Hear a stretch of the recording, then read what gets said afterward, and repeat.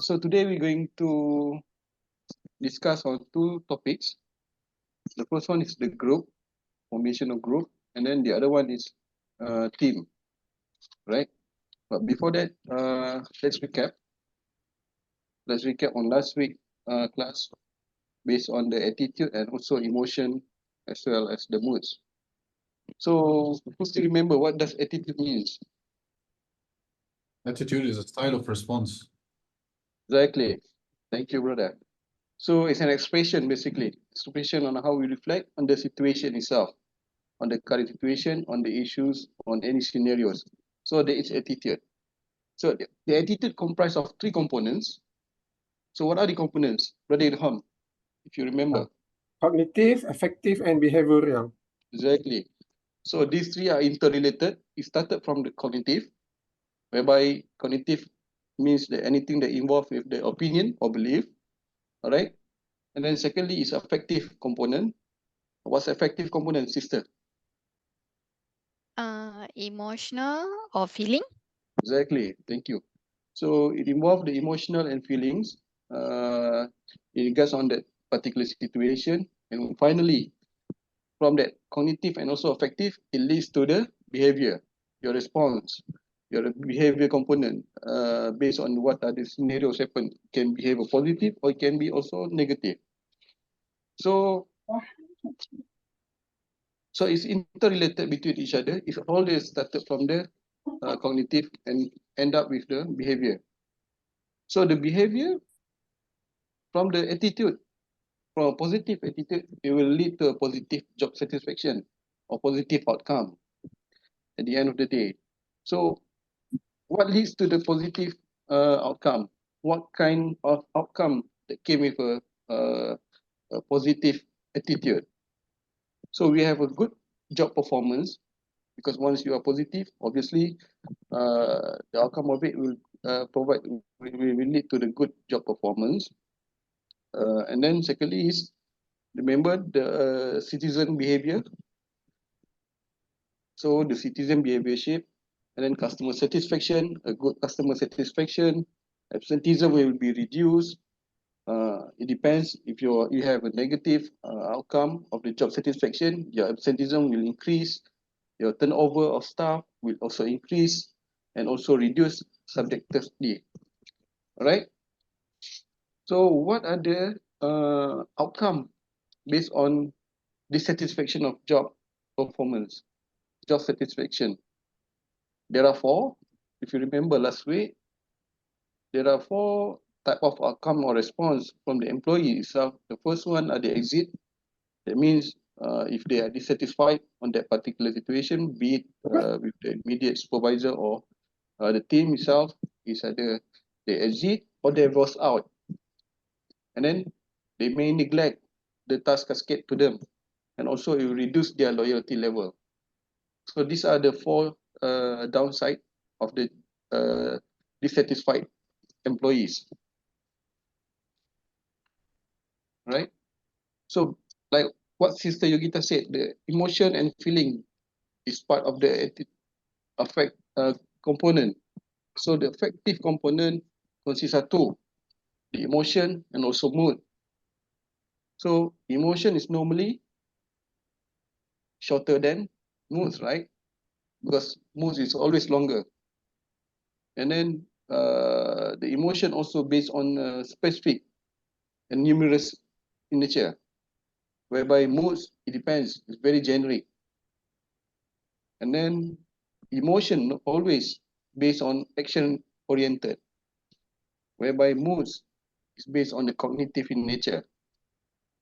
So now, if you remember, what affect our mood, what factor contribute to the mood? So there are several we discussed last week. It can be sleep. If you remember, it can be our personality, it can be the day of the week, the time of the day. Those are the factor that contribute to the mood, whether it's be it positive or negative. All right. So today is focusing mainly on the group.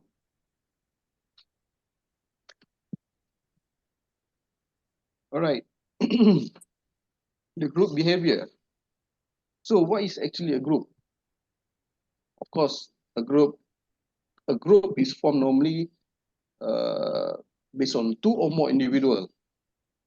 They are interacting and also interdependent between each other, who have set their own, who have the same agenda to achieve a particular objective. That is the purpose of forming a group. So do you form any group without any objective, without any purpose? Obviously no, isn't it? When you form a group, there must be some objective or some things that align, that you share the common interest or you share a common objective. So you have a common ground to share with each others, right? Group can be two. It's either formal or informal. So what are the formal group? Brother Ilham. Um, it's like formed by the company you work with. Yes. So it's normally interrelated with the task cascade or task delegate to you. So Mhm. it's normally formed by the organization itself, whereby the informal group is normally a group that share non, how do we say it? The group that share same interest but is non-related to the organization or to the task that to the job scope, to their job scope. What kind of example that we can have for informal group that we have normally in our organization? WhatsApp group. WhatsApp Exactly. to hate our boss. So that is common group that we find nowadays, right? Yeah. So we share the common interests, we share the common issues. So that group was formed to discuss or to express our dissatisfaction, Just to express. basically more to express. So I believe, we all do have. Do you have sister? Hmm? No. Really? Yeah. Surprised? Because normally women do have a lot of groups in the office. Yes, it's formed by the woman also in my place. So normally it's always started by the woman.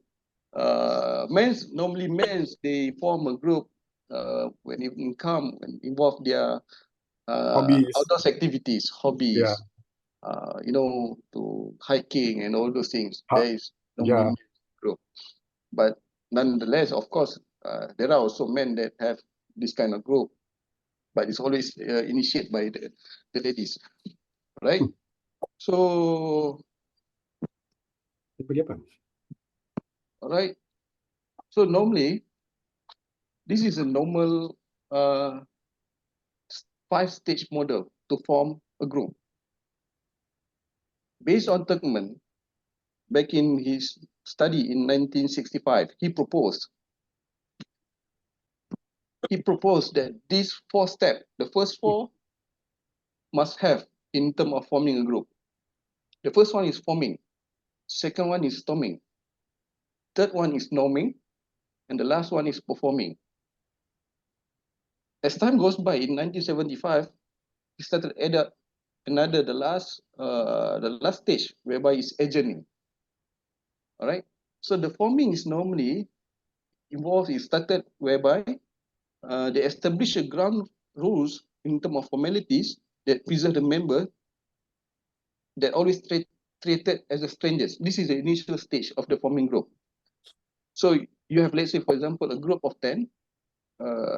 You may know some of them, but not all of them. So it's all started with the strangers, but sharing the same agenda, sharing same objective. All right. So as they going into the second stage, the storming stage, whereby they started to communicate their feelings, or maybe start to communicate anything related to their task, and view it as really individual rather than a part of the team. So they're not speaking on behalf of the others. They are not either agree nor deny. So when they speak, they normally speak as their particular, as their uh, as a form of their individual capacity. All right. At this stage, normally the tolerance level are high. Okay. Well, of course, each members, they will have their own opinion. Each members will have their own characteristic and they have their own behavior. So during this knowing, you get to know, basically, you get to know each other. Your tolerance level is always high.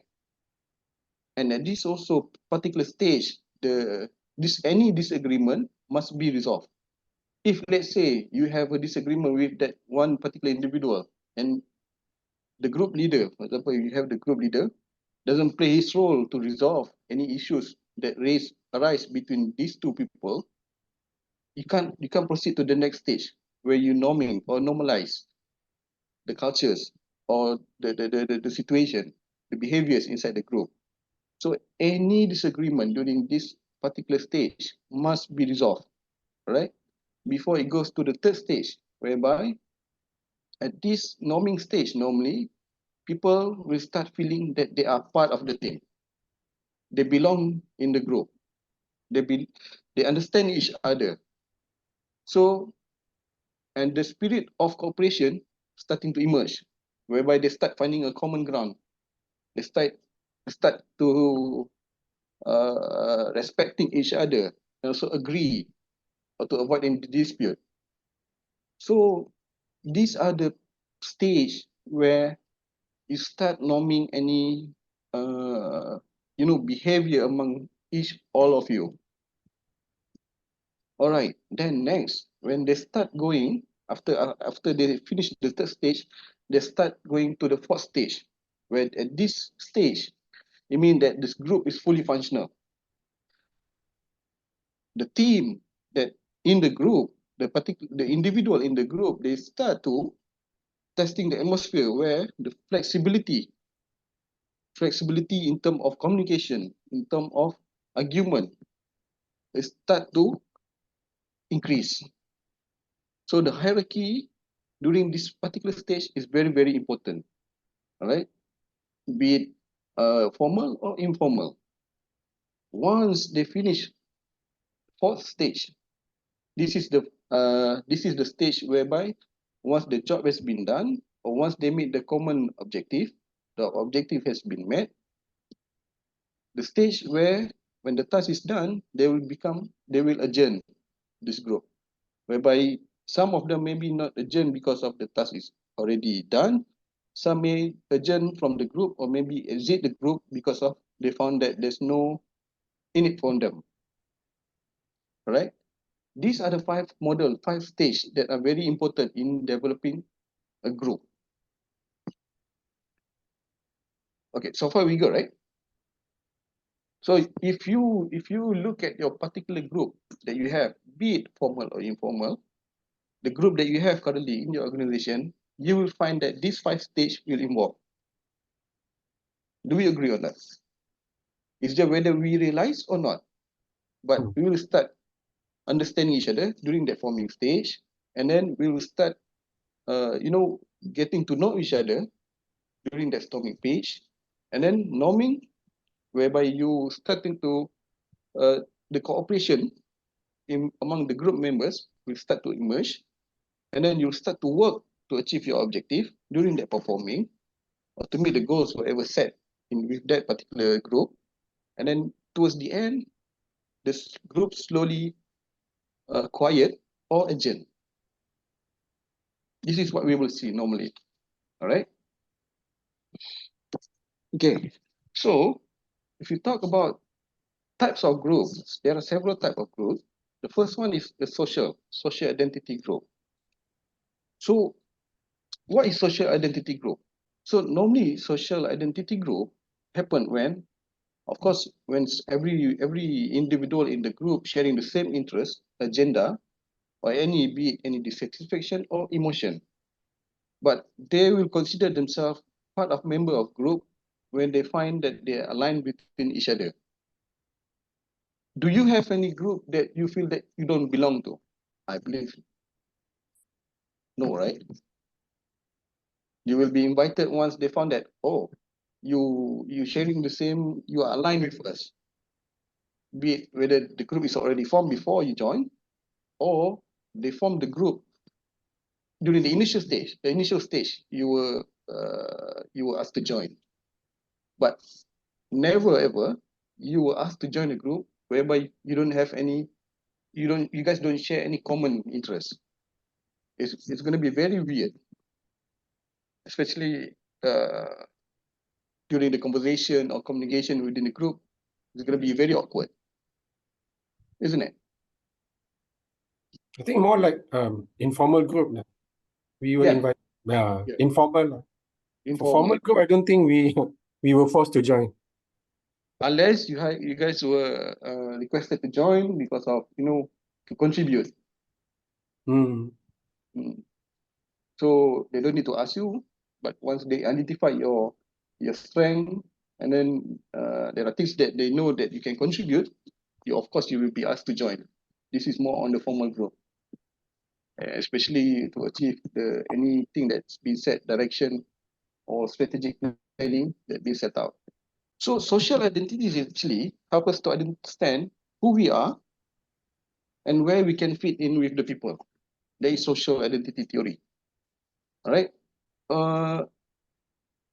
There's another type of group is called in-group and out-group. What is in-group? Anybody knows, brother? Idham? Or sister? What? In group? Yes, in-group. Mhm. In-group and out-group. So in-group is actually occur or happens when we see that we belong to this one particular group. Give me an example. Maybe like my office floor warden group, which I'm like every floor we have appointed a floor warden. So this will report any emergency, any accident, anything that go something to do with the So emergency. Is that the one? yes, okay, look. In-group is normally formed when you think that you belong to this particular group. But there is another opposite group, it's called out-group, whereby you feel that that group is either they don't belong to your group, or for some reason you don't align with that group. So normally there are several kind of example. The first one could be gender, all right? So for example, like you say also it can be the floor group. So the other people from different floor cannot join. They don't belong there. They're not supposed to know what's happening there. Religion group in terms of be it to share any informations or to share any, broadcast anything. But the downside of the in-group is that they have this skepticism or stereotype whereby they think the out-group or people that does not within their group is either not good enough or they are negatively evaluated. So because of that, they not belong to your group, to that particular group. So you got the comparison between in-group and the out-group. So whenever you have in-group, absolutely you will have the out-group. The out-group is the people that don't belong the group that you join or the group that particular in-group. The outsider, like that. Yes, the outsider. The people that disagree with the group that was formed. The people that they're not aligned in terms of interest or objective or anything, be it. So this actually create a social identity threat. What kind of threat that they're creating is that they're creating a stereotype where they will say that, oh, since you don't belong here, so you are considered as a group, of course. So you are not good enough. You are negative. You are anything that does not match with the group interest. So those kind of attitude is actually a threat to the social identity. Do you have an example? Normally we do have example when we talk about this. We talk about normally the informal group mostly have. Or maybe if we talk about formal group, the group that was formed in terms of strategic planning to achieve some kind of objective, for example. But of course, selective people was select to join because of their performance or contributions. So there are always opinion from the outside, or maybe opinion from particular staff employees, that where they think that because you're not part of us, we should not take your opinion, or you're not good enough. So that is actually a stereotype that which is not good, the negativity. So the in-group itself create the downside of it, where they create a so-called lot of attitudes, bad attitudes sometimes. All right. So normally individual, when they believe that they personally evaluate due to the association, or uh, due to their alignment with certain type of group, they what kind of threat will happen is that they may think that they may lose the confidence, they may lose in terms of the effectiveness of their performance. For example, remember last week we talked about dissatisfied staff, whereby the dissatisfaction may lead to rebellious, may lead to a lot of negative things. So some staff may think that if, not to say join, the people that are very outspoken, or that kind of have this classification as rebel, they will say that, oh, if I, if I go, let's say for example, if I go lunch with them, maybe, people will look at me as like I'm part of the rebellious team also, although I know that I'm not. So this also part of the threat that will affect the one particular individual staff if their leniency towards the other part, leniency towards a particular group that have a uh, negative perception. So you get what I'm trying to say? So you always try to secure yourself, of course, in the company, right? You don't want to be known as a part of the rebellious, part of the negative peoples, because of course we talk about your bread and butters, you talk about you must maintain your performance and all those things. But somehow rather we have to understand that among our colleagues, among our peers, members, team, there are people that are like that, who speak their minds, but then they always this kind of people who always not in favor of the management or the top people, because they think this kind of people very blunt, disrespect. So to secure your position, to not being recognized as part of the rebellious, you will distance yourself.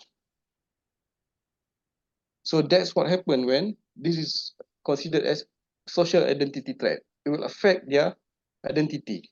So this kind of threat happen normally in organization, due to, of course, like what we already mentioned, classification of, some people's, because of their blunt, outspoken and so whatnot. All right. Do you face any of this in your organization? Like for my organization, yeah, we do.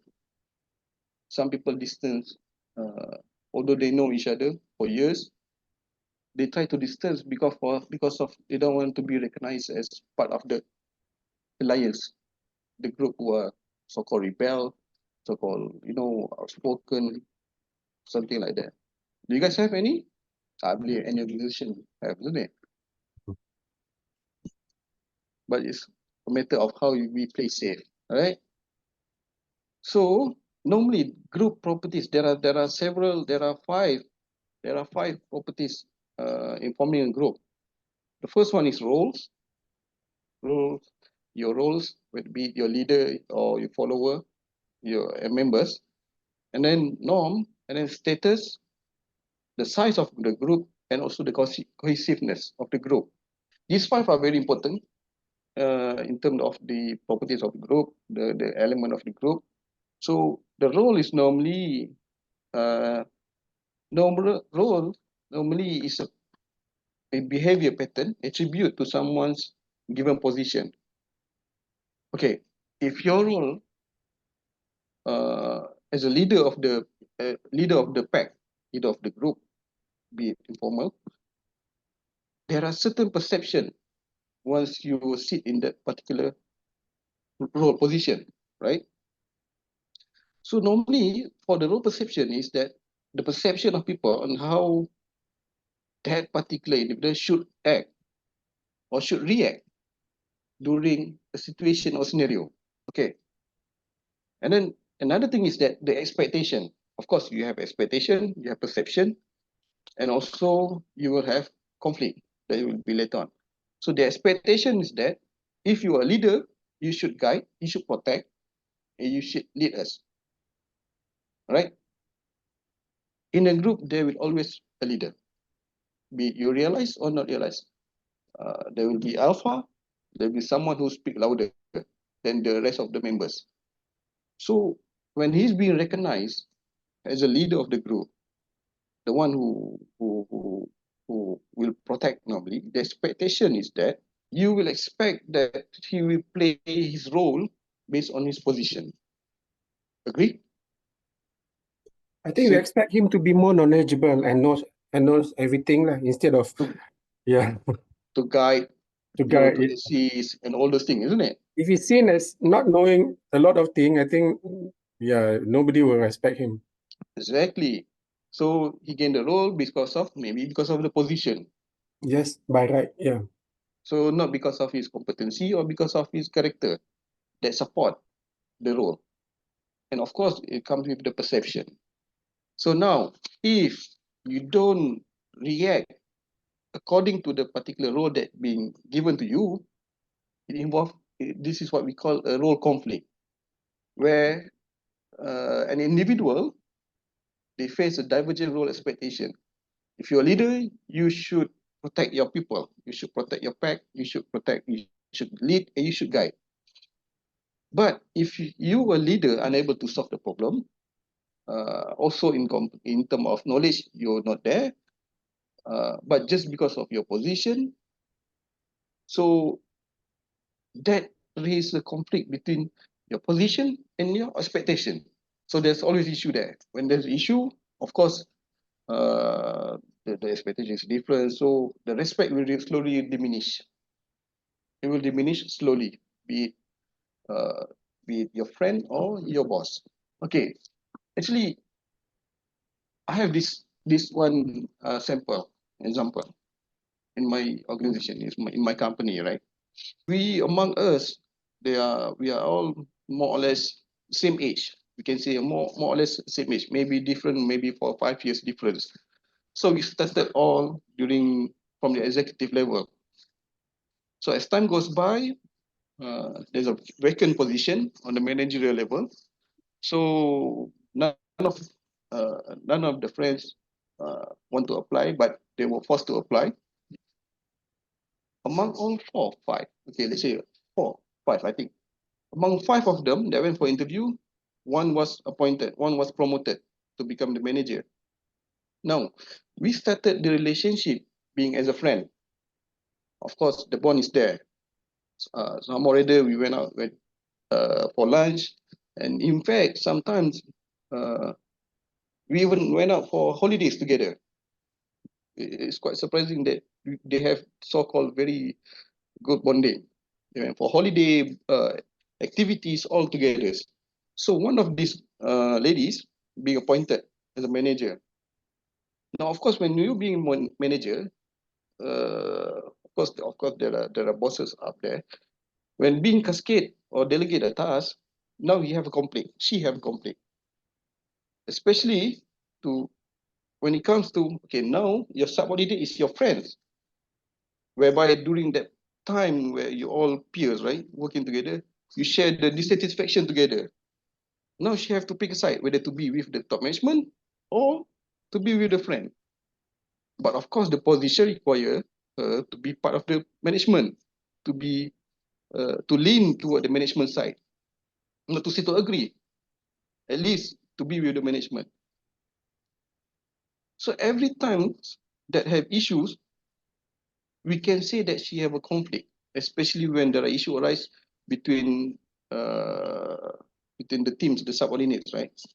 So she have a conflict to not to say scold or to correct, but then at the end of the day, these people that she want to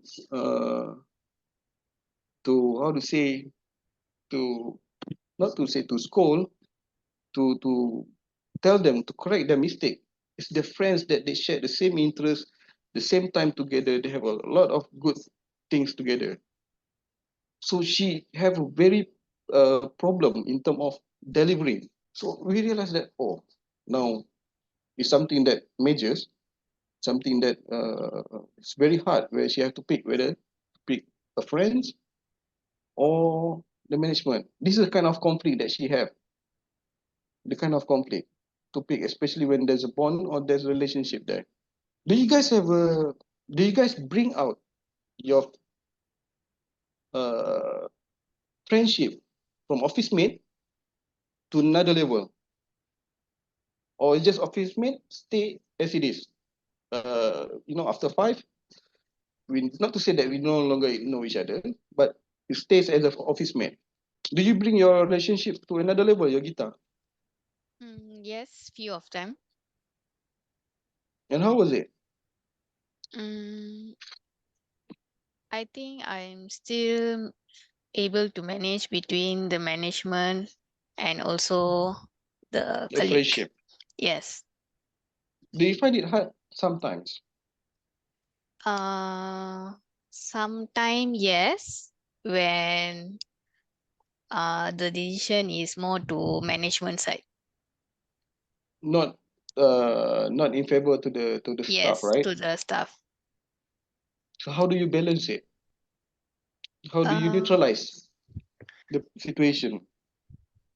I think I will most of the time explain to them on how it works.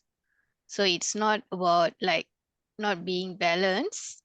I will also explain to them what the other side of point of view. So you try to clarify Yes. and justify also. Mm. Do they accept it openly or still they insist the management to understand their position? Of course, everybody have their own opinion, especially staff, right? There's a lot of Yes. dissatisfaction. So do you able to, convince them? Most of the time, I think I'm able to convince them. Oh, that's good. That's good. Because sometimes the harder you try, Mm. the sour the relationship will be. Correct. And gets to a situation where you guys no more longer, not to say know each other, no more longer close. Mm. Because they will say that, oh, you are now on the management side. Where, like, last time you always, complaining together, and now you're saying that you understand the management, that you don't understand us, isn't it? Yes. So it's very hard time actually to neutralize that situation. Okay, so as you already formed the group, right? So there are a lot of topic that have been discussed. Of course, sharing times through discussions, several discussions, uh, or spending times together. Now, repetitive or the things that you keep on repeat doing. For example, like Brother Idham said earlier, a group was formed to show to express your dissatisfaction. When repeatedly you expressing the dissatisfaction, it become a norm. It become things that normal for all of you to express your dissatisfaction. Although some say that it's not good, something like that, whatnot. But it's norm within the group culture. So from that norm, it become a culture that group, the small group created itself. So what is norm? Norm is actually an acceptable behavior standard behavior that is fine within the group, or that is shared within the group members. So if let's say you express your dissatisfaction, you know that the other group members will not to say agree, will say, okay, that's normal, accept your dissatisfaction and whatnot. So as long as being acceptable within the group members, that is actually a norm within the group. So how can a norm influence an individual behavior? So actually, individual emotion influence the group emotion. Remember last time, initially, I think the first class, the personality from individual, it will affect, it's one of the factors that affect the group. So from the group, it will affect the organization as a whole. So from one particular individual, emotion, it will influence the group behavior and also emotion, be it positive or negative, vice versa. It will reflect.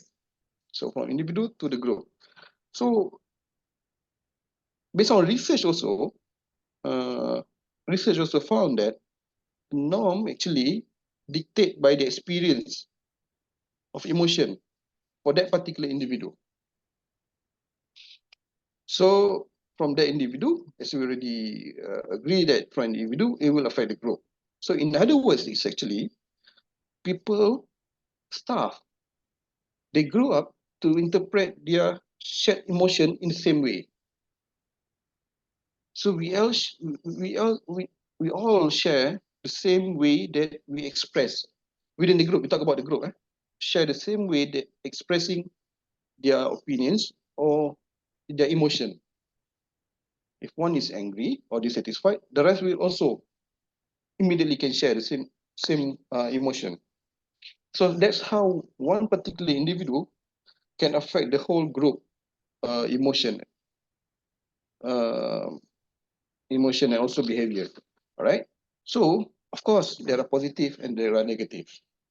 When we talk about positive, what the positive norm of the group, what are the benefit or the positive outcome from the formation of the group?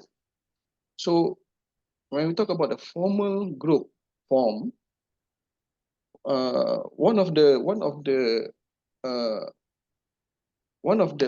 benefit outcome for every organization that holds CSR, corporate social responsibility, is to make sure that the good behavior, the good norm, whereby you know from your CSR, you assist, you help those people in needs, you help the poor and all those things, they expect that this positive value will become normal in their organization, which is become part of the culture of their organization, culture of their organization also will have a positive impact on the individual itself. Okay, so that's one thing about CSR. So another thing is that if the employees, their thinking is aligned with the positive, they also expect that their performance, it will affect the positive growth within the organization. So creating a positive, events will affect the individual behavior, and also towards the end will lead to positive attitude, right? So what are the influence that what are the type that affect the individual behavior? For example, the production line. For production line, those people who have opposite side, the opposite behavior from the normal, from the standard behavior is that, which is we talk about the negativity, negative side is that for those people who are in the production, they may normalize this leaving early, or wasting resources, or intentionally work very slow. These are the negative behavior that become a norm in the culture where there are negative behavior, negative attitude. Okay, if you let it grow within the group, it will affect the productivity and also performance of the company as a whole. So next, the third one is the status. So we already explained, the first one is role, second one is norm, the third one is the status. So how the status and size affect the performance? So the status characteristic theory says that if the status will derive from three sources. The first one, if the power of the person, individual group members over the others. So these are the one of the characteristic. Second one is whereby if the person ability to contribute toward the group goals. And the last one is where the individual personal characteristic. So these three will have impact on the status characteristic that have the impact that affect the group behavior or the group performance. Are we good? Okay. So in terms of size, does big size better or smaller size better? If you are about to form a group, which one are you prefer? A smaller size or a big size? Small, manageable. Manageable, small. Yogita, sister? Medium. Medium. Yeah. You're not big, not too small. Yes. But how many packs in medium? If you talk about smaller size, maybe 5. It's a small. So medium could be 8, 9, 7. 7 to 8. 7 to 8. Brother Ahmad, do you have sister also? Forming a group is depending on the objective. So Exactly. yeah, I so agree. depends what you want to reach. There are some individual one-to-one. There are group with assigned tasks that you need. For example, you have 4 tasks, so you would need 4 different people, or have multiple tasks that you need different people to work in one task together. So what is the objective is going to define how many people you need. Exactly. Agree with you.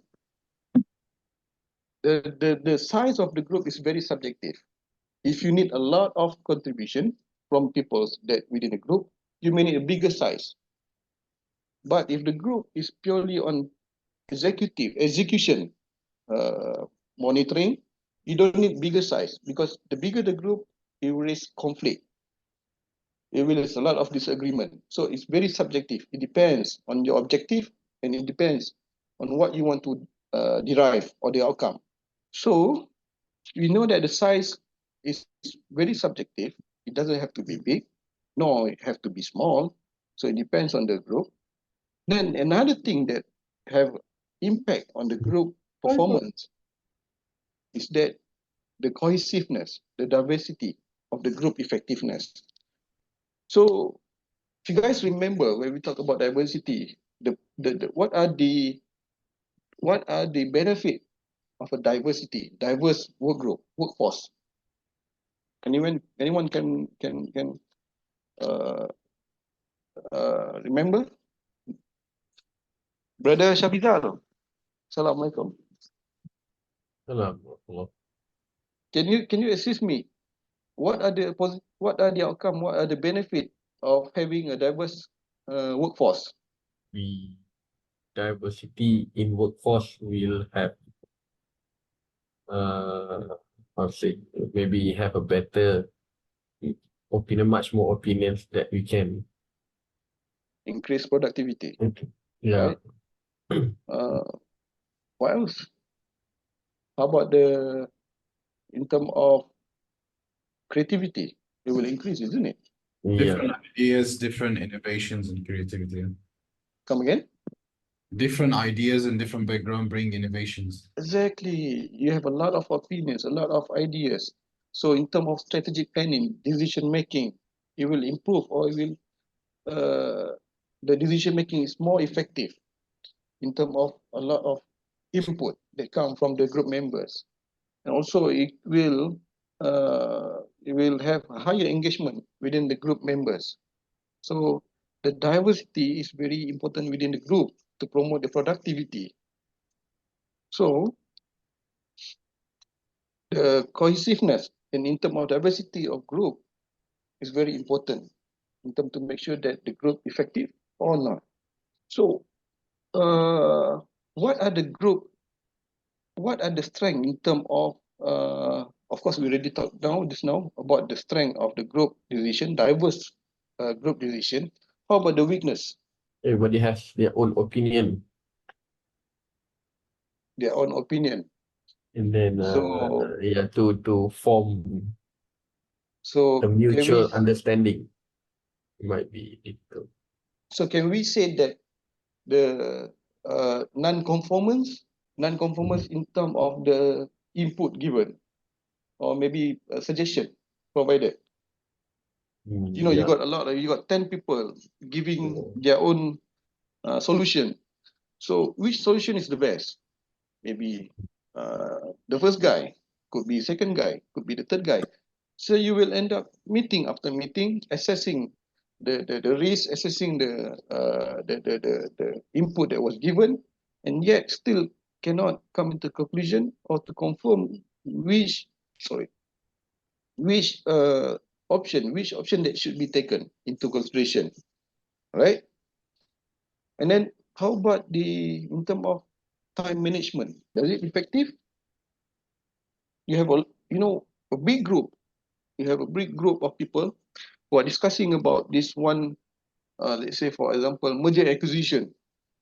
You want to you want to merge with another your competitors or something like that. So discussion after discussion, and yet you still cannot find into conclusion, or you cannot decide which decision should be made, what kind of strategic action that plan should be put. So it's actually time consumed in terms of making a decision. It's red tape. Can I say it's red tape? Come again? Bureaucracy. Oh Can I yeah, say it's like a bureaucracy or red tape? yeah. The it's like dominance of few members, right? Alliance. They form their alliance within the group itself. Is it something like that? Yeah, I think talking about like government is too big, so we have to make decision be red tape, so time consuming kind of thing. True. Agree. So how does it affect the job performance, brother Shafizal? I believe you've been into numbers Yeah. of So meetings, right, with them.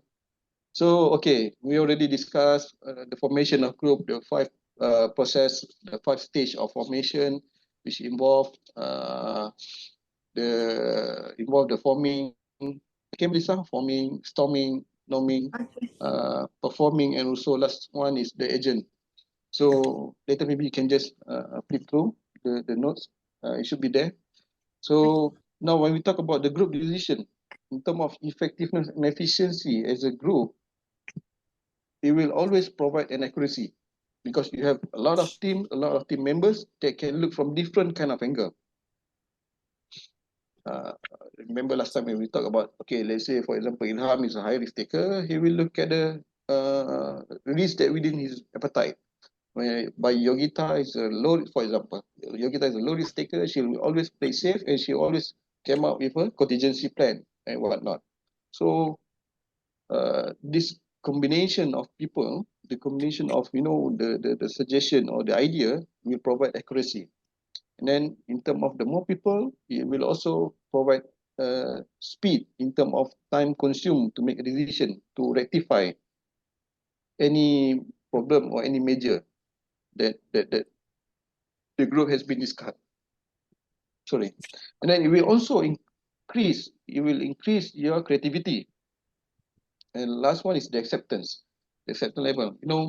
We talk about the acceptance is always there in terms of the democracy. So the majority will try to convince in terms of the compared to the minority. So we can agree on that. And then, okay, how about, okay, this is one of the situation. let me share you the example. Several years back, we have this called BOL project. BOL project is a, I think, $500 million project to improve our organization, be it in terms of the digitalization and also OPEX and CAPEX, right? So the outer layer of the group consists of the top management. So this top management is normally the upper layer is always bigger group compared to the smaller group, because the execution group, the technical team is always not too big, because there are more people who will be monitoring and will be the ground people. So the first group where we talk about the biggest group, the one who set the strategic planning, the direction, and also the the forecast and all those things. The composition of the group will varies. It's a big group. Composition, not just one particular department. It always comprises from the strategic planning department and also our facility departments, and then IT departments, and a lot other fields. There are a few others, right? So as you goes down from the strategic planning group, which is a bigger, as they already assign the, we call it initiative champion. The initiative champion is normally the particular department that related to that particular initiative. So this group always smaller. For example, they have initiative in terms of digitalization. So the group for that particular initiative, the initiative champion, is always only comprised with the IT team itself. And then in terms of the facility, to improve the facility and infrastructure, normally it will consist of the group members of facility department. But as you go up ahead, like already explained, the first layer, the first group is big, where it comprises the IT team, the strategic planning team, finance team, and whatnot. As you grow, as you know, as they cascade the tasks towards the bottom, the lower team is always smaller and getting smaller and smaller. So there's no need for the execution team to be big, because there's no more strategic planning. It's more on the execution part. That's why, as our early discussion, the group size is vary. It depends. It can be big or it can be small. It depends on the objective, what we're going to achieve. All right. So in terms of the group decision making, so there are three type of decision making. The first one is interacting. Second one is brainstorming, and the third one is nominal. So this is how the group make decision making. So in terms of interacting, normally the group members may meet face to face, or now we're going to virtual, right? So they both rely on verbal and non-verbal interaction to communicate with each other. Okay, we will see the difference between the three. So the interacting group normally often they censor their themselves and pressure the individual towards conformity of opinion. So they will pressure individual members towards the conformity, towards to align with their opinion, try to convince the other people in terms of to agree with their own opinion or suggestion. Now, if we look at the brainstorming, brainstorming otherwise, they are a bit different, where of course they will more on the group leader will state the problem. So there's a problem statement or root cause. That is their direction, the problem statement. And then the group members, free will, as they will find any alternative or any improvement or suggestion as much as they can. And then there will be no criticism allowed, and also they will use the one idea stimulate the others. So it means that they will use the fishbone style. From one idea, they will try to elaborate from there. There is brainstorming. The first one is interacting. The interacting will persuade all the other members to align with them. The brainstorming, they will from that one idea, they will brainstorm, of course, like a fishbone and so on. No? And then the last one is the technique of nominal. Now, how does the nominal works? The nominal works is actually how they will, whereby all group members are physical, attend during the meeting or during the workshop, and then each individual member will be assigned, will be given assignment, and also they will have to independently think, provide a solution. So now, if you look at the brainstorming from one idea, they will spread to the others. But nominal type of technique, they will give each member should have provide their own opinion, their own idea on the problem, and then each member must present one idea. That is a must.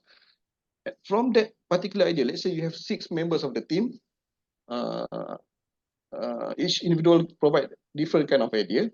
So once everybody provide their idea, they will discuss on the clarity of the idea. They will discuss on the idea that provided by each one of them.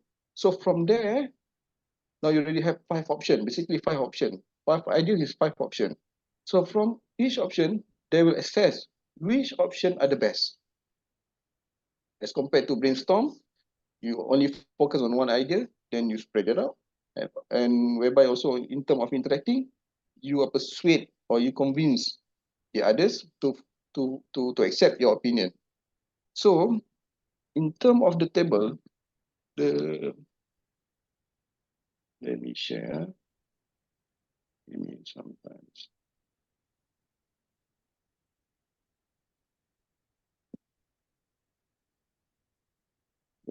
Step. Okay. Now, from the 3 types of technique, interacting, brainstorming, and nominal, which one have the higher quality of ideas? They said nominal is the highest because each individual member will provide their ideas. In terms of money cost, all lows. In terms of speed, all moderate. But in terms of task orientation, so each one of them contribute. The nominal is high, and also brainstorming compared to interacting. And then in terms of development of cohesiveness, nominal is moderate. So what they said is that based compared to all 3, the best, not to say the best practice, the most effective technique is the nominal, because you have numbers of quality of ideas, and then you have a very moderate social pressure, and of course the money cost is low, and also the task orientation is very high as compared to the interacting and also brainstorming. All right. So based on study, this is the best. This is the most effective way in terms of to get the outcome from any group discussion. So as a good manager, what are the implications? The implication for a group. Okay, a group can have an impact on the individual behavior, like we already discussed earlier. It's either positive or negative. It's very subjective. It depends on the emotion and also the attitude of that particular individual itself. So the decrease in the possibility of the deviant workplace activity is to ensure that the group norms does not support antisocial behavior. All right. So what does the manager have to do is that they must make sure and also pay attention on lower status people. In your group, you have plenty of people. You have different kind of character, different kind of attitude. Of course, there are people who are very outspoken, who are aggressive, and also there are people who are very passive, who don't want to contribute, who don't want to participate. So as a good manager, you must monitor and pay attention to this kind of group of people, because the high status differences may reduce the members and the group potential.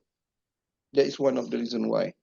So normally again, as earlier discussion, the sizing of the group is very subjective. Normally the larger group are being formed for the fact finding or gather information, whereby in the smaller group normally more on the execution or action taking tasks, right?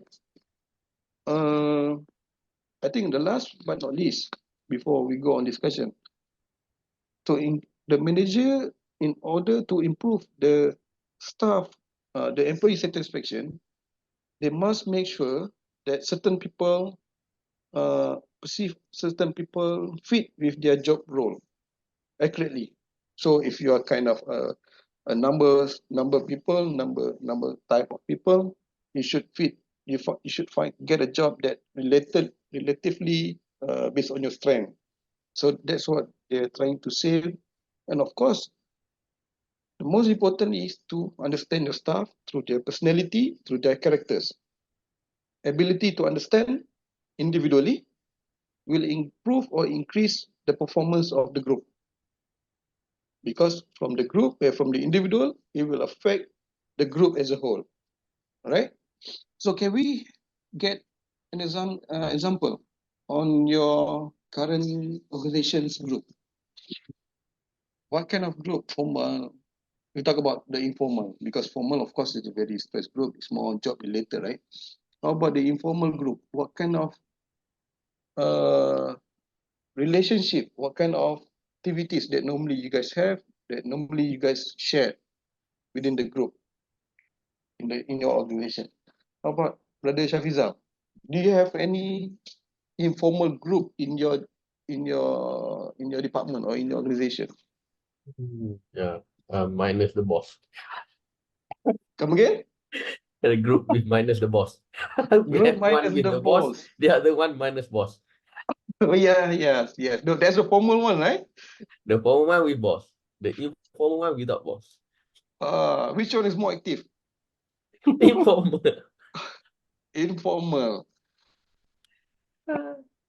So what does normally being discussed? Normally we discuss about the decision made, and then what we thought is not the best decision, but we just agree to disagree kind of things. What can be better? Normally that. And also if we say something about somebody that we don't like. Dissatisfaction. Dissatisfaction about somebody else. I think everyone have that kind of group. The one without the boss. I have this one, cannot find it. I'll find it next coming week. That picture I'll show. How about the formal group? What kind of formal group that you have? Formal, the department group, of course. Do you involve in any special development or special tasks? That require special set of skills. Not in current one. Okay. How about Sister Melissa? Do you involve in any special group or special task for a specific project?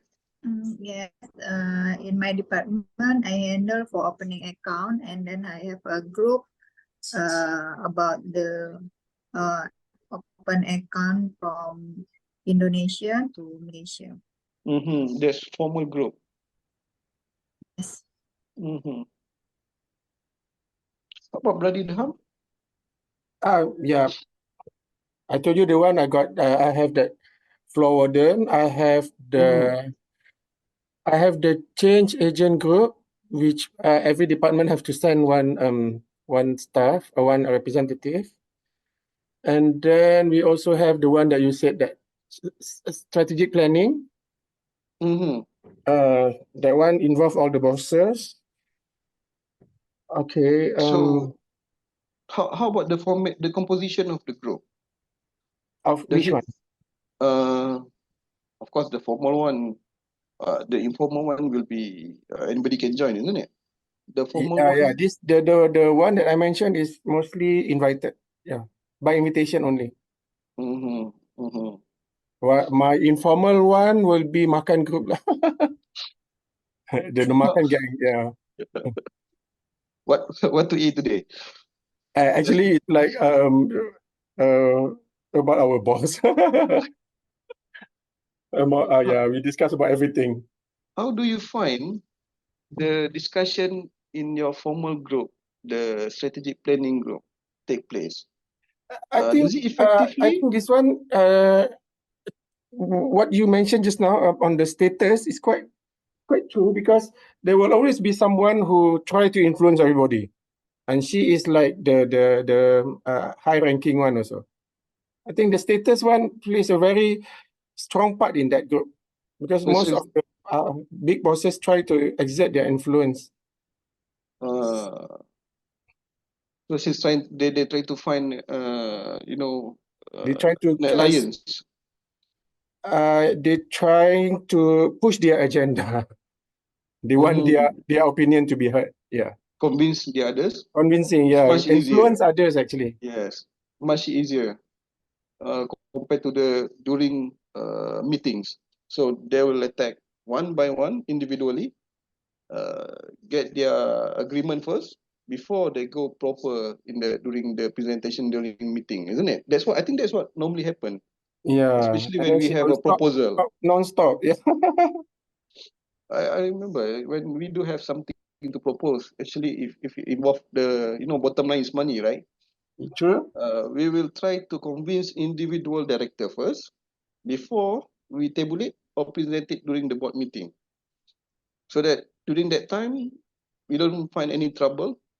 I think it's less job to convince everyone to agree with the proposal, or if anything they can amend before they propose during that meeting, isn't it? That's almost like kind of practice, Yeah. to get everyone to on your side. Yeah.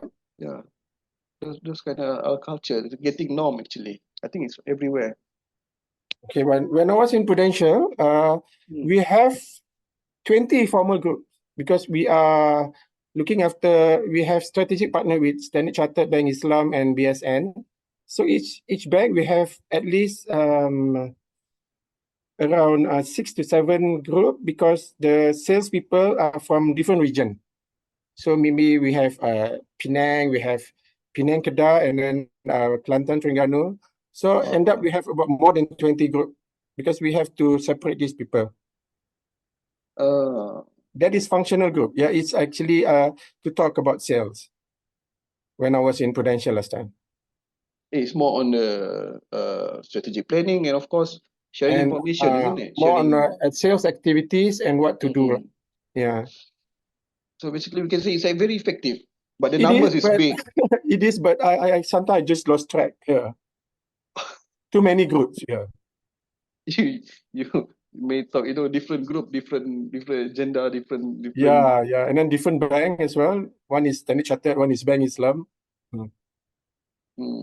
But do you prefer a small group or a big group? For informal, for formal, you mean? Yes, we talk about the formal group.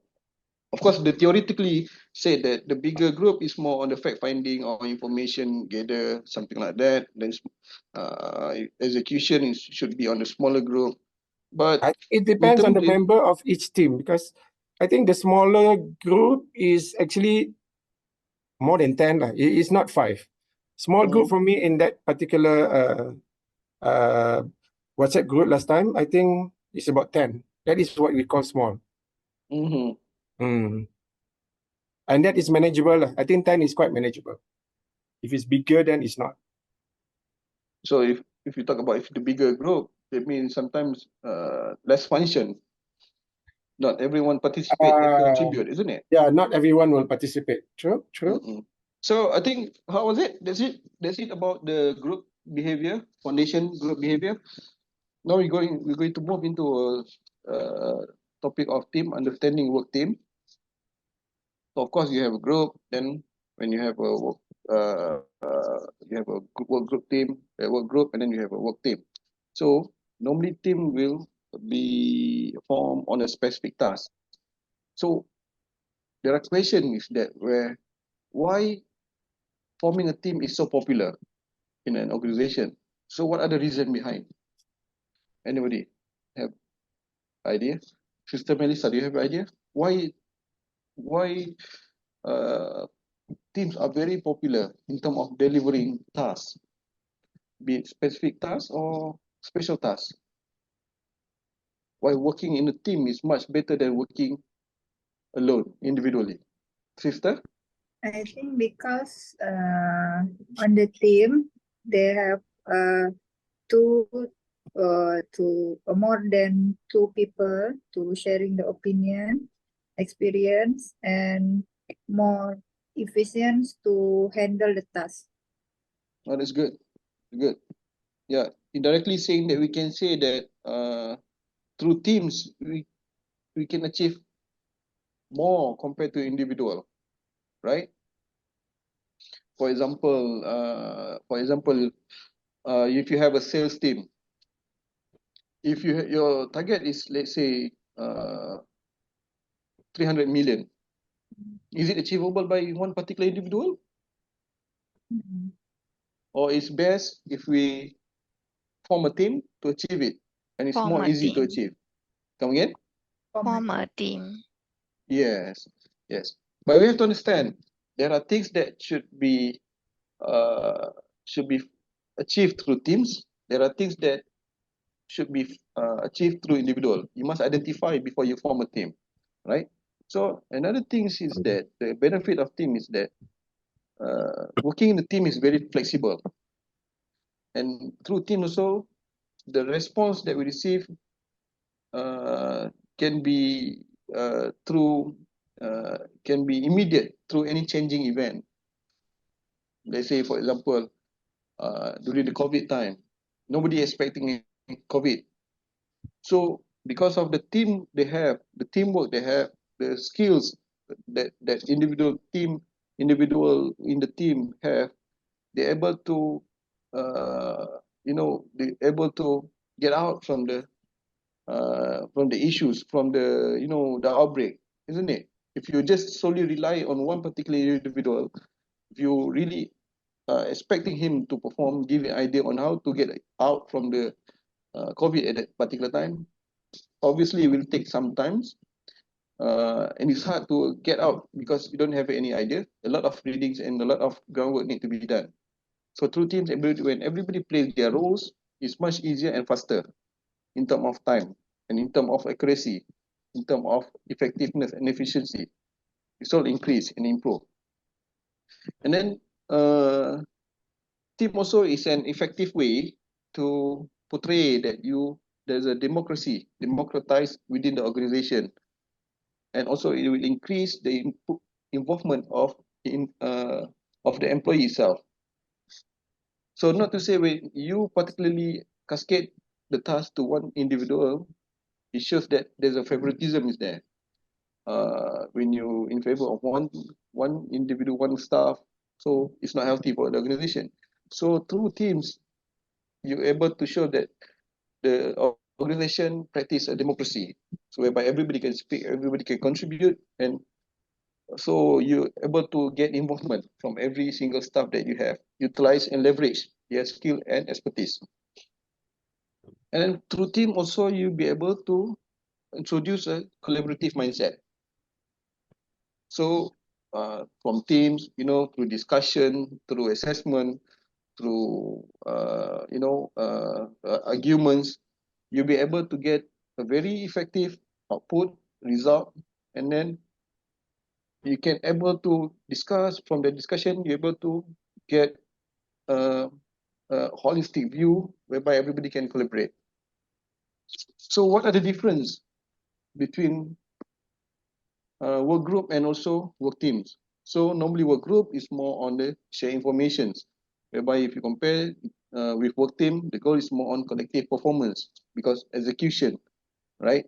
So the upper level already decide the strategic planning, SP, So normally the execution part will goes on the lower level, whereby they will form a team to execute based on the strategic to achieve the outcome.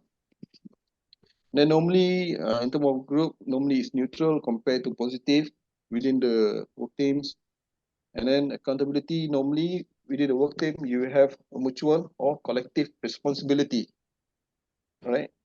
In terms of the skills, so groups can be random as compared to a work team, because when you have a team, when you form a team, that means you have specified a set of objective and outcome that you want to achieve or meet. So that particular team, the purpose of that particular team is to make sure that you achieve through the groundwork, through the any initiative to make sure that it's achievable. So normally there are 5 types of team. What are the 5 types? Self-managed, cross-functional. So yeah, cross-functional, problem solving, self-managed, and virtual. So cross-functional normally involve 2 different type of backgrounds. Okay, problem solving is normally came from the members from the same department, right? Their purpose and objective of the team is purely to share ideas and also provide improvement. All right. So normally they also very rare in terms of to give authority to implement any suggested action. So if you compare with the self-managed is normally involve bigger group, bigger team members, which is consist of between 10 to 15 members, highly relatable between each others. Then this team normally will take on the supervisory role. All right. This team also work on planning and reschedule, assign tasks, and then operation decision, and also may select and evaluate members. The effectiveness also depend on the situation and goals of the group. Now, cross-functional is very unique, whereby the cross-functional normally consists different set of members from different background, which everyone will contribute from their expertise. So the purpose of it to exchange information, and also this is maybe time consumed because due to the complexity and diversity. Now, if you remember when I share with you guys that my organization previously we had a bold project. So the bold project, they have the project champion. The project champion is the one particular department that will monitor, that will supervise. So of course, on top of the project champion, there's a funder, and also there's a bigger team. So this team, this team composed of different departments, especially before they set out the initiative. Of course, the plan, the targeted, the outcome already been set out by the board of members. And then the project champion will set the initiative to achieve the particular objective itself. So each members will give in the ideas from their point of view, from their expertise, from the skill that they have, from the experience that they have, to make sure from the outcome from the meeting, outcome from the discussion, they will able to come up with the initiative. And that initiative will, at the end of the day, will be assigned to initiative champion. The initiative champion is actually depends on the initiative itself. If it involve the digitalization, for example, it will be assigned to IT team.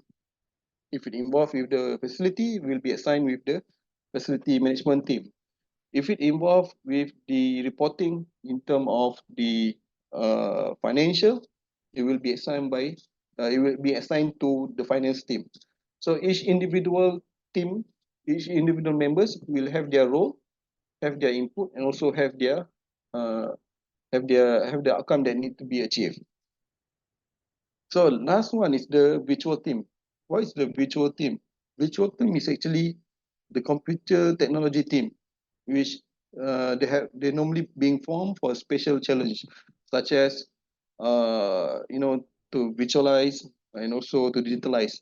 As we get out from the MCO time, from the COVID era, from the COVID time, most of the business has been shifting their approach from the conventional, from the physical stores, for example, or marketing approach towards the digital approach.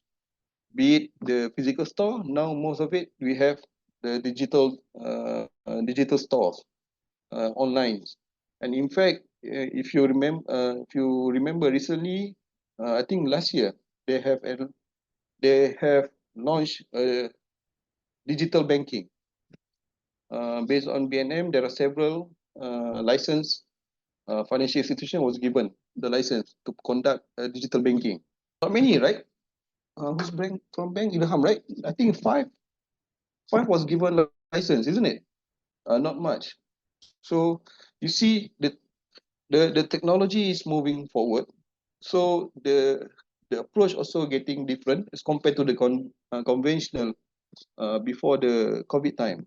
So as they move toward the digitalization, towards the virtuals, so this kind of virtual teams being assigned to make sure that the task will be achieved accordingly to the objective that been set out.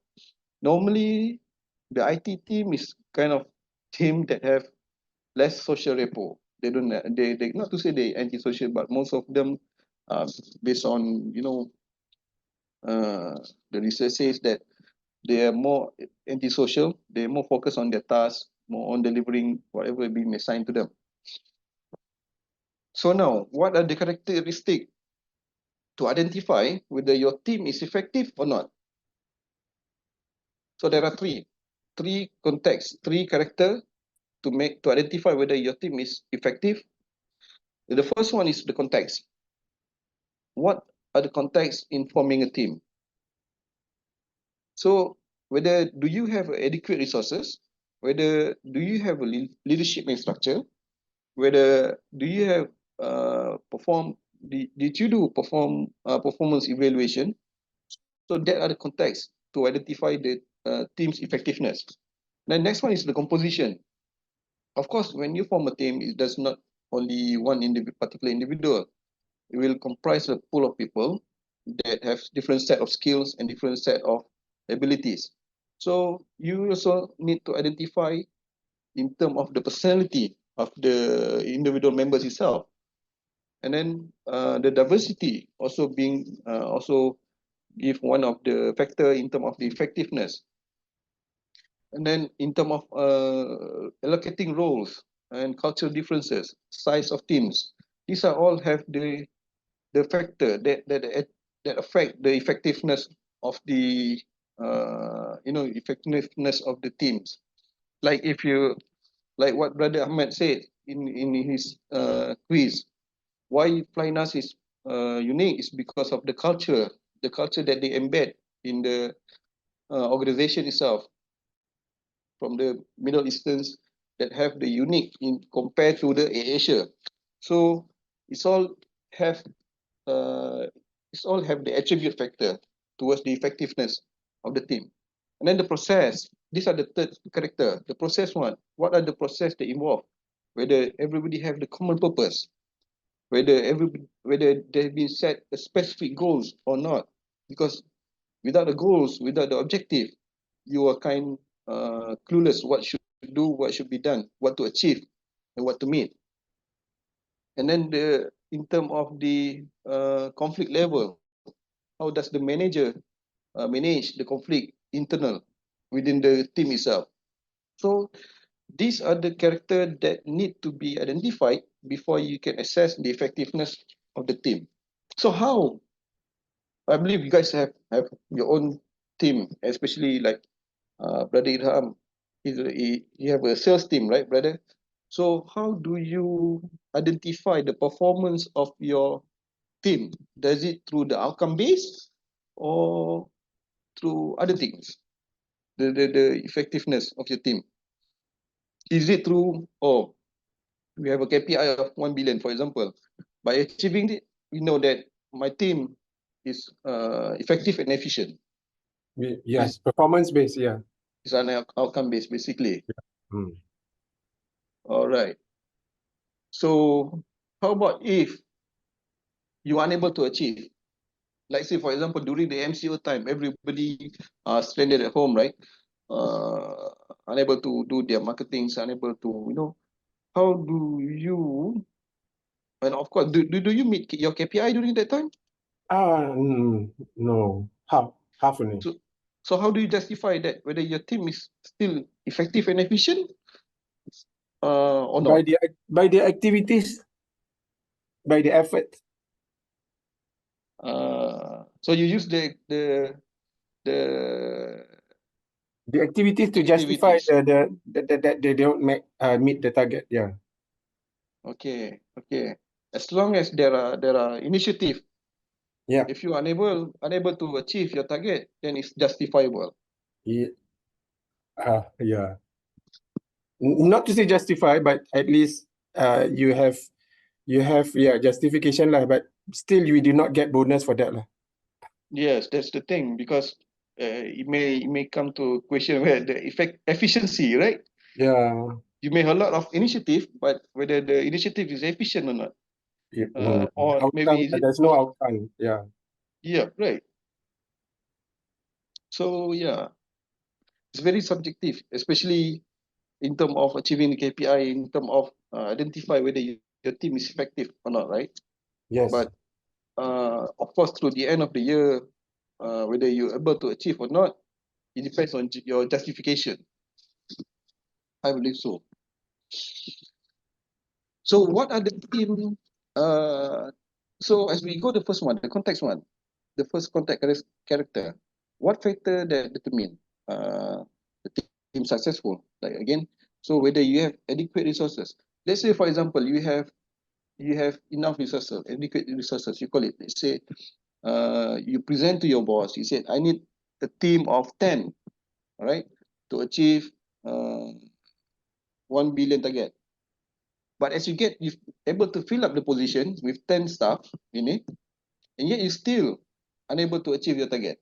Does it have something to do whether your team member is competent or your initiative is not enough, it's insufficient? I think in practice, they want you to meet that 1 billion first, then only they give you 10 staff. They want you to prove it first, yeah. Or else they won't give you. So if you don't have enough resources, how can you build? Because you need to sell, of course, from that main target, let's say, for example, 1 billion. Of course, you will delegate for each one of the staff to achieve their own KPI, isn't it? Since it's outcome based, it will eventually lead to the organization KPI set by the shareholders. So true, but I think they want to see the results first. Then only they can give you the manpower. Yeah. The bulk is only created when you meet the target. So a proper manpower planning. Yeah.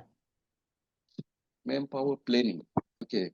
I mean, in theory, yes, you have to get the staff first. But in practice, yeah, we call it chicken and egg, but still the same. They still want to see the outcome first, the result first. Because why? Okay, I have a staff of 6. Of course, let's say we use the outcome basis, right? So I have a staff of 6 under me. As we reach through the year end, my KPI still not meet. Then it come to my attention whether do I provide enough training to my staff to make sure that they are competent to deliver their task or not? Because somehow already, of course, KPI is there, is for you to meet. But still, if you still try to push it somehow, you still unable to meet. So it goes down to the question: how about whether my manpower it's not about enough manpower numbers, the efficiency, yeah. Yeah. I have that question recently. Few numbers, but still unable to meet my KPI. So yeah. Yeah, Then that's why we are afraid to get more manpower. yeah, they will start arguing with you. Last Yeah, time you said you need 10, now we give you 10, but still don't yeah, see any you still result out need. of it, isn't it? Yeah, true. So That's what why else do we you prefer to need? give them the meet the target first, then only we ask for manpower. If Okay, not, they will be questioning us more. Yeah.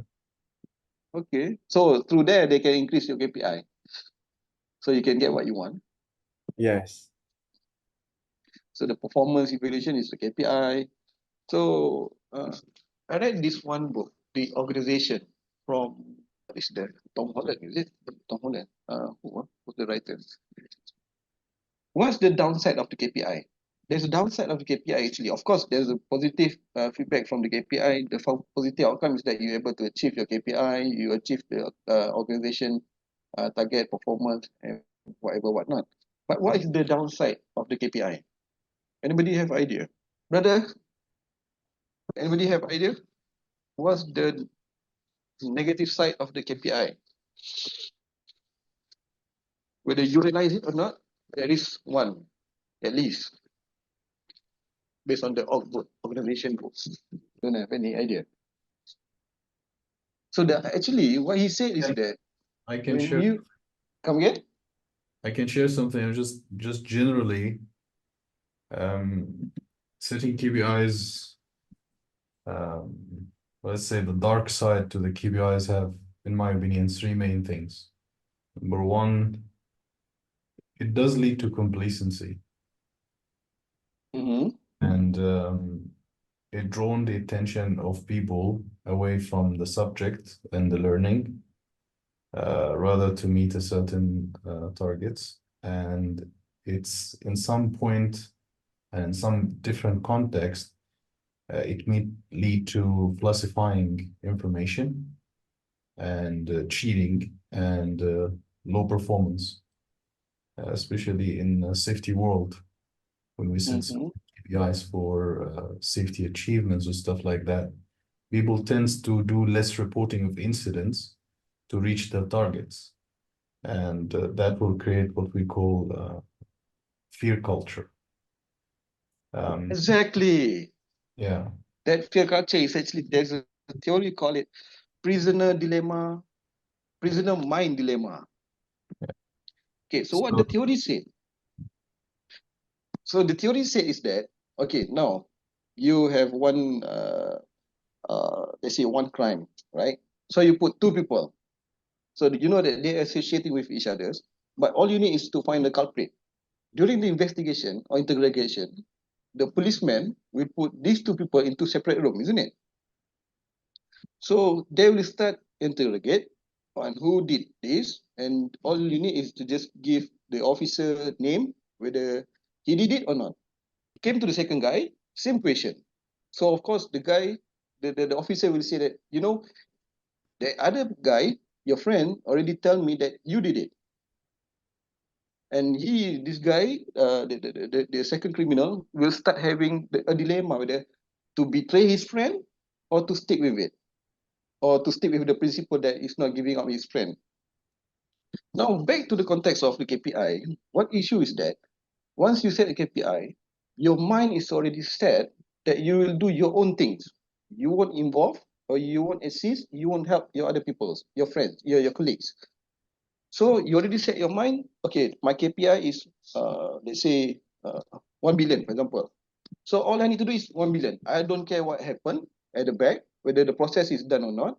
I don't care, as long as I did my part. So it stopped creativity, and also it stopped a lot of positivity, such as a self-belonging, part of the teamwork. So it stopped all that. So it's very interesting when I read that book. It says that the prisoner dilemma, prisoner mind dilemma, does exist, especially in the organization when we set a KPI, which is, I don't know whether you guys agree or not, but when I look at it, yeah, it does make sense. It does make sense, especially when you set a KPI. For example, I set a KPI to my team, your processing days is only 2 days. So all she did is to focus on her task. She don't care about the other people's tasks. let's say some other people come and said, hey, at which stage this document? She will say, I don't know. Simply say, I don't know. Although she's supposed to work as a team, you're supposed to support each other, but the mentality of taking care of herself is there, because for her, the most important part is to achieve her KPI, to achieve her outcome. That's it.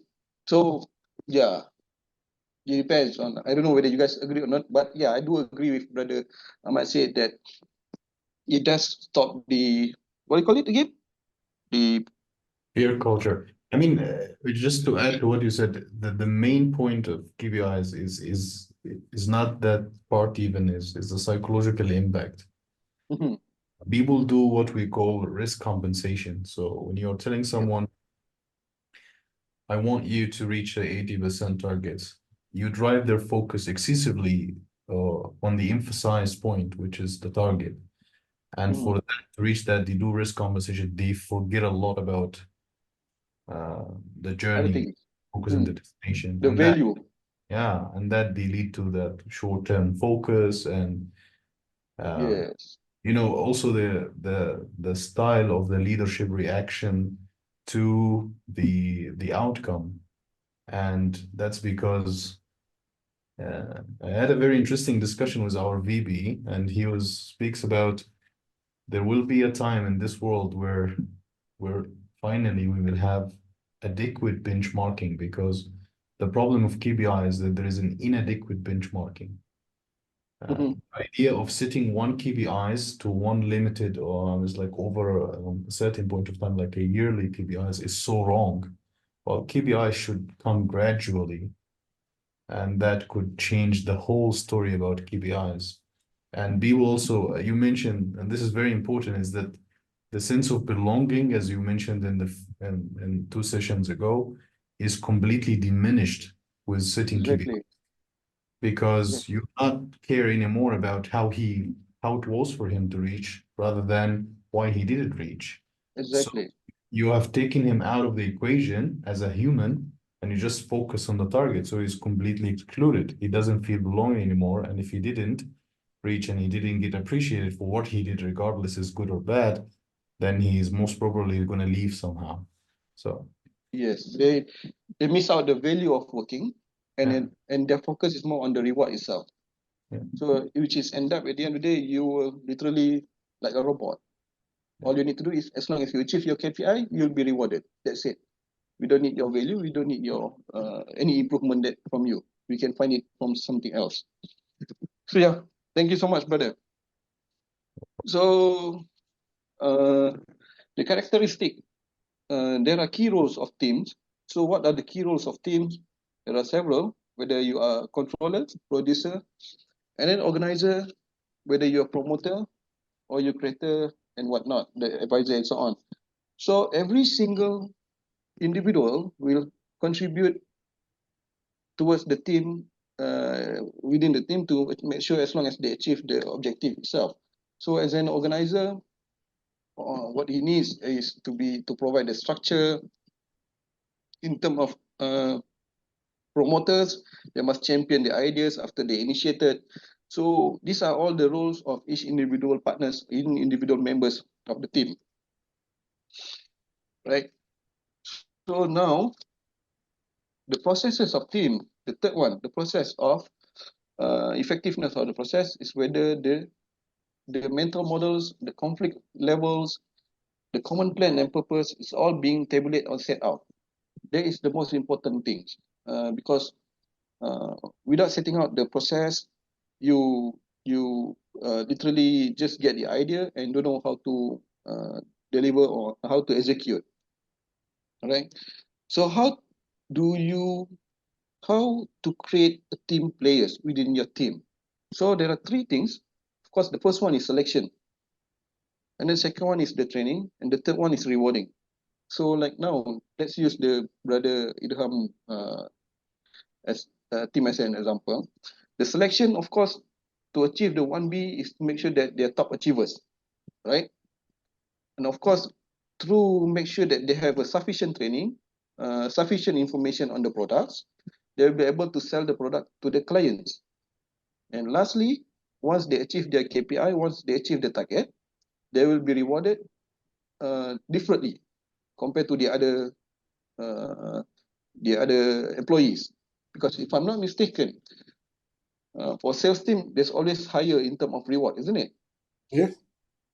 Compared to the admin or compared Yes. to the others. But of course, they will still receive their bonuses, but of course not as much as the team, the sales team, isn't it? So that's how we reward and encourage the team members to achieve more and more and more. All right. So again, as you remembered earlier, we have to identify when we must form a team, or when we can just simply assign to an individual. Can I get an example of this? An example when to assign individual, when to assign a team. I think there are a lot of examples on that, isn't it? Example, if your KPI, let's say just 1 million, so or maybe 500,000, it's not worth to form a team to achieve it, as compared to the higher number, which is require a lot of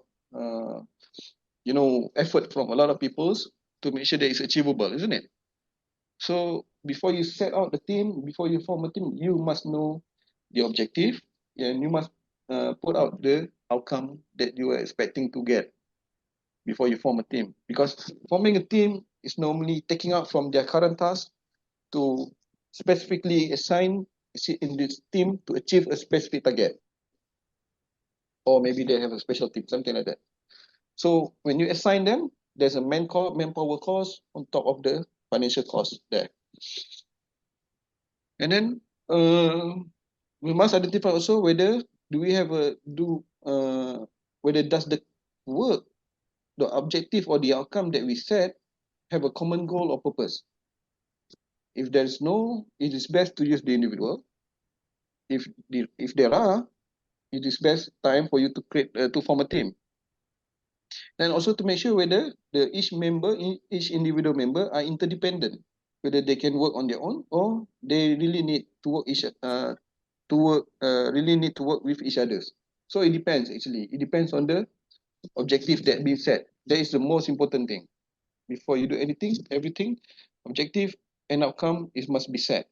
So the implication of managers, what is the most important thing is that to have effective team, you must have adequate resources, again, during inside our first character, which is context, effective leadership, a climate of trust, then also performance and reward system to keep on the boost the reward, of course, to encourage the work harder and harder to achieve their own outcome and KPIs, because outcome normally it will increase throughout the gradually. It won't be the same over the years, right? So effective team can be small, and it can be big, but it depends. It depends on individual parties, individual members, on how they contribute towards the team effort. And then the members must have belief in the team's capability. They must commit to a common plan and purpose, and also have accurate shared mental model. So they must. So this is also the important roles where you must make sure that the teams that are formed based on your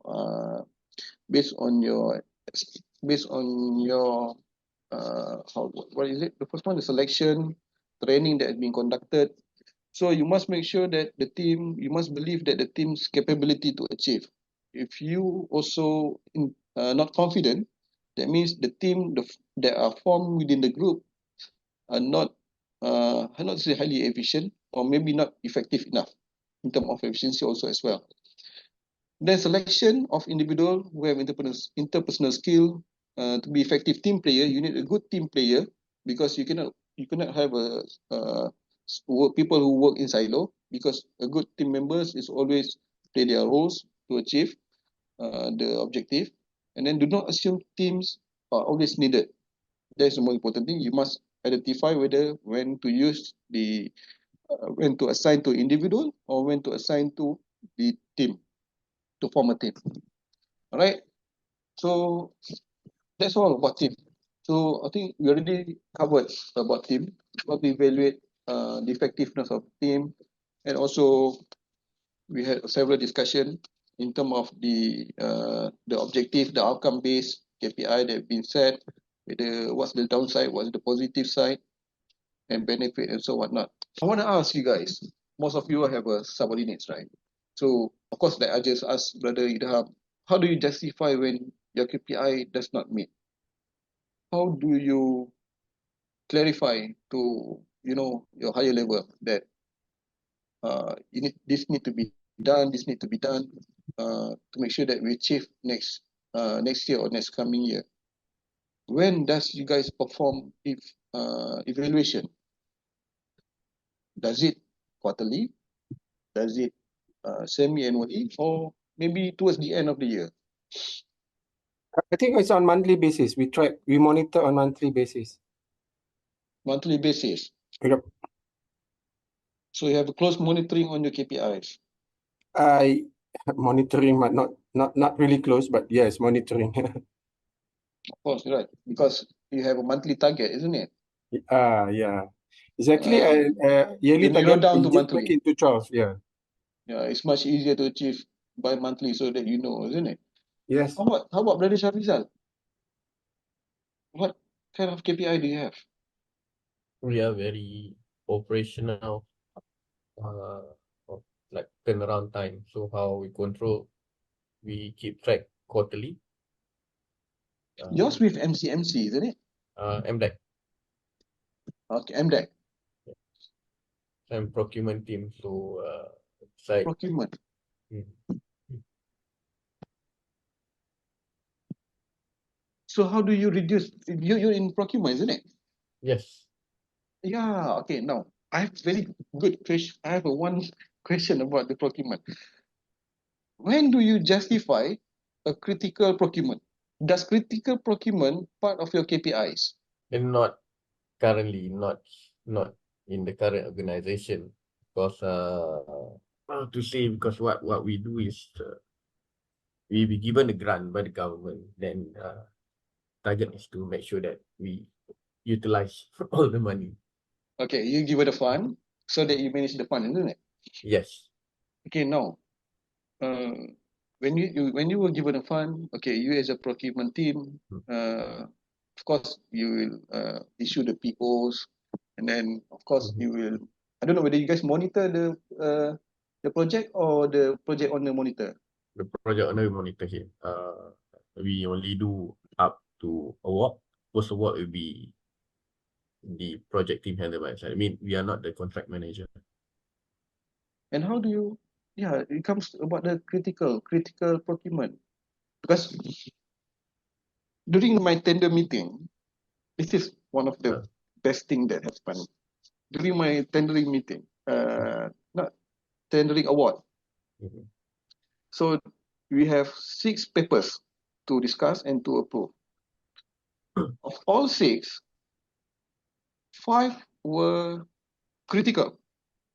Okay, 5 were critical, and that meeting was conducted early December. Right, early December. So it need to be done by the end of December to make sure it's reflected 2022.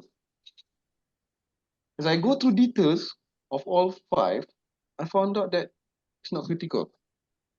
At least some of it, it's not critical. So I asked the project owner, I said, how do you justify critical? How do you define your criticalities? So he gave me 6 criteria. Of course, about life, and then life threat, and then there are several other threats. And last one comes to reputation threat. So of course, reputation threat that anything have to do with their branding, lah, right? The company's branding that will tarnish the company's reputation. So I was asking, I ask the project owner, I said, do you realize that I think this project can be done anytime throughout next year, because once you classify this project as critical, the price can flip sky high. Correct or not? That's what they do. Correct, right? Yeah. And in fact, renovation of toilet, renovation of toilet. Normally, how much it costs? Depend on the size, about, Depends on the size. Maybe, yeah, 5, 6 toilets, Uh. it won't be more than 50, 60,000, right? about 20 ringgit per square foot max, I think. Okay. Depends. We will charge 160, 170K. Yeah, we had the same issue in talking about that, because when they put it, in procurement, there's always three factors: the quality, the price, and time. It's like a spider web. You pull one of each, the other one goes down. Mhm. So when they want fast, always it goes whether you have to compromise the quality or you compromise the price. So the owner have to decide. The project owner have to decide. Yes, but of course, again, normally they will come. They have all. If you work long enough, then they will have. You can see that they have all the justification to do it. No, because when I spoke to the procurement director, so he did suggest to us lah, because as a member of tender committee, so he suggests that why not, as a committee, you guys suggest that we should get a third party opinion in the team, basically, before they assess or classify that as a critical. Third party which is more independent. Of course, you need to find someone that, not to say on your side, but more, that that objectivity, that are not, that can, evaluate without any influence. So But we do agree, because that means we are telling the procurement to say, maybe, set a team in terms of assessment to make sure that the project are properly categorized as critical. Because of course, when you categorize the project as critical, although it's not critical, the contractor or the vendor must stop whatever they're currently doing and focus on your job to make sure it's deliverable within the time stipulated, right? Time limit, time frame. That's what leads to the high price. yeah, So- you right, you're right. That's why I said they can use all the, whether you take a look into overall, for me, if you consider that as a project, take it overall, then you can see which are critical or not, because based on the execution planning, then we will know whether it's critical or not. That's one thing for my opinion. The other thing is for I think like Mr. Ahmad might be agreed. Safety always comes first. So that normally we cannot. Yeah, I think we're Yeah. going to propose on forming an independent party assessment in terms of then justifying the criticality of the project itself. Do you have procurement plan before that? Yeah, we do. But from what I understood is that once you categorize that as critical, it's like an express lane. They Then it's don't have very to unplanned. go. Then that's very unplanned. So I think we should put a criteria what is critical or not. They did. So they're using the clause number 6, if I'm not mistaken, where reputation threat. So that's why we were thinking, it's like, getting somebody that are competent, from third party source to get to categorize and then, identify whether it's really critical or not. What? But if you put toilet as So the thing that I'm trying to find is like, whether forming a good team in terms of assessment of the project itself, whether it's necessary or not. Because I might be good, but of course it will be a bit technically- costly. yeah, but in terms of technical, the subject matter expert must be there. Yeah. Yeah. But, Because somehow or other, your staff normally will create a relationship with the vendor, especially those vendors who have been, in and out of your company over the years, right? 5 years is good enough. So yeah, I'll take that point later. All right. So yes, Alhamdulillah. That's it. That's the topic of team and group behavior.